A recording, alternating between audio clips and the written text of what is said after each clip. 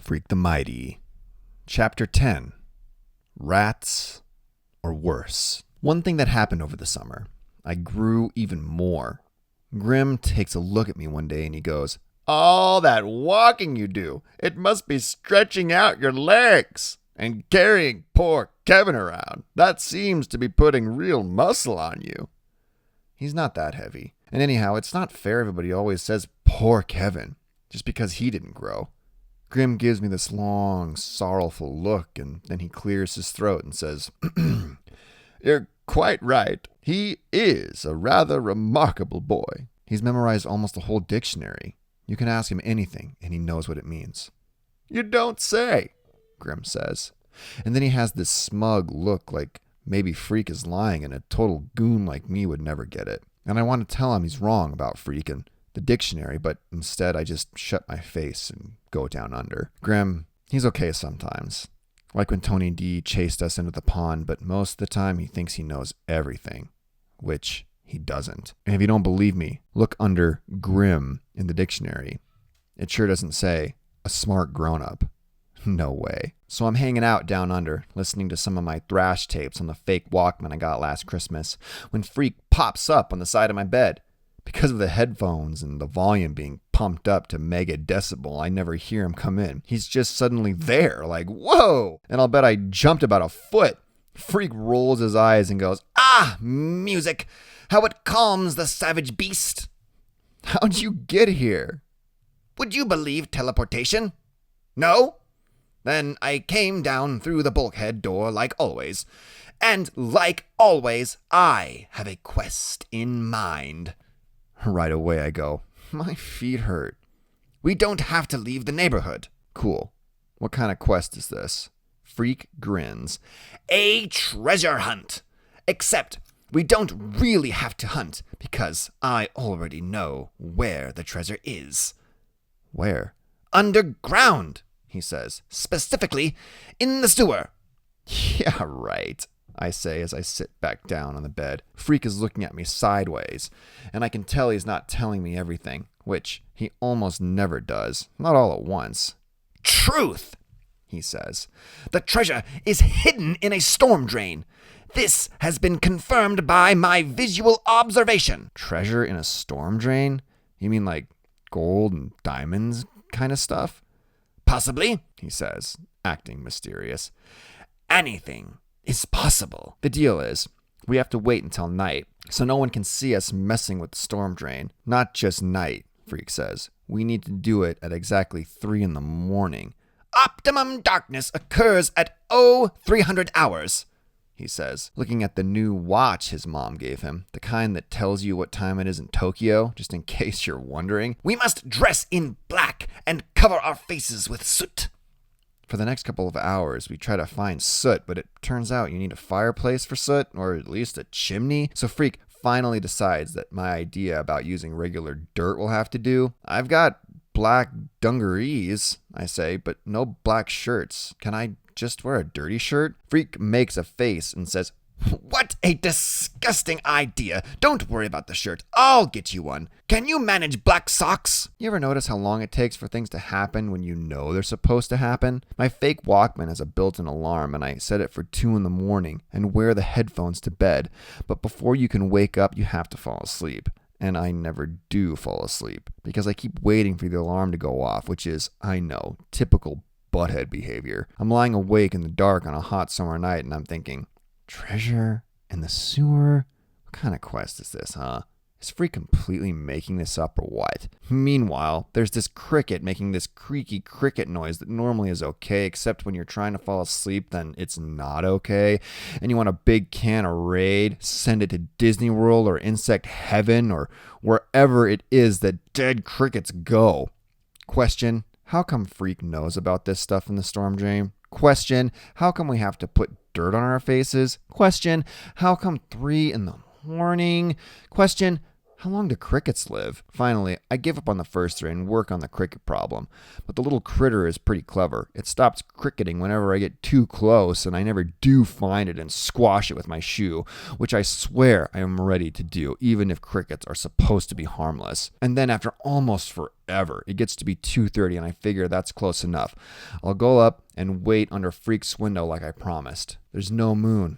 The sky is dark and empty. And the backyards are so lonesome it feels creepy and exciting. The truth is, I've never been out alone at this time of night. I only fall down a couple of times, which isn't bad considering how hard it is to see. When I get to Freak's bedroom window, he's waiting for me. "You sound like a car wreck," he says. "Here, you better put on this shirt so you don't glow in the dark." Out of the window, he hands me this silly-feeling shirt. "Hey, wait a minute, this is your mom's blouse." "It's black," he says. "That's what counts. The camouflage factor." "Forget it," I say, and I give him back the Fair Gwen's blouse. Freak sighs. "Okay," he says. "Roll around on the ground and darken yourself." That's easy, and better than wearing some dumb blouse. "What about you?" I ask when I'm covered with dirt. Enough so I want to sneeze. Freak goes, "Beware the Force, Earthling." And he stands up in the window, and I can see he's got a Darth Vader costume on, except he's not wearing the mask part. He opens the window all the way, and I lift him out and put him on my shoulders. He goes, "Pledge to me your fealty." And I say, "Huh?" And he says, "Never mind. There's no time to look up fealty. Just promise you'll do what I say." I promise. "Go to the end of the block," he orders. "Attempt to conceal us in the shadows." That's easy, because the street is one big shadow. It's so dark I can hardly see my feet. Or maybe I got some dirt in my eyes, but the point is no one sees us because there's no one to see us. You'd never know anybody lived here, let alone a whole block full of people. It's like we're on an empty planet or something. "Was the real Darth Vader as tall as this?" Freak asks from where he's riding high up on my shoulders. "I thought it was just a movie." "You know what I mean. What's that?" "That is a cat that runs out from under my feet so out of nowhere, sudden that my heart goes wham!" "Was that a black cat?" Freak wants to know. "Too dark to tell," I say. "Are we almost there?" Finally, I figure out it's hard to see because the Darth Vader cape is hanging in my eyes. But by then, we're at the end of the block, and the storm drain is right there by the curb. "See if you can pull it open," Freak says. He's standing with his arms folded, and the expression on his face, well, he really does look like a pint-sized Darth Vader. I hook my hands in the storm drain grate and give it a heave, but nothing happens. "I can't budge it." "Try again," he says with his arms folded like he's Lord of the Universe. I try again, and it's like the grate is super glued or something. No way I can pull it up. Freak is tugging at my leg, and he goes, "Option 2 is now in effect."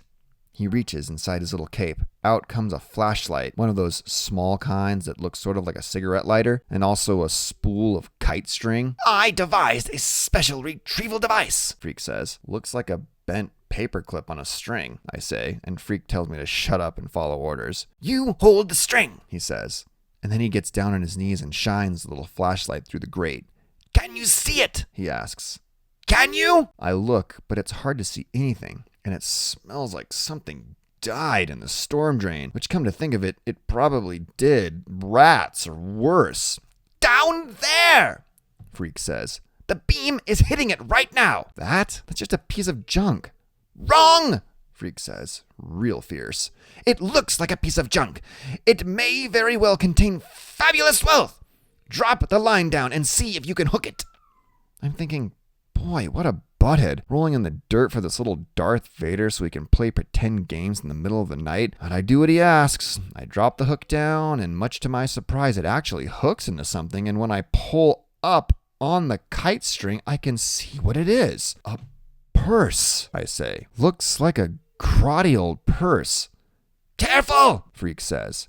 "Pull it up to the grate so I can grab the strap." I bring it up an inch at a time, and Freak, manages to get his small hand down through the grate and grab hold of the soggy old purse. And then he almost drops it. I yank it up on the kite string, and we both manage to squeeze the slimy purse up through the bars.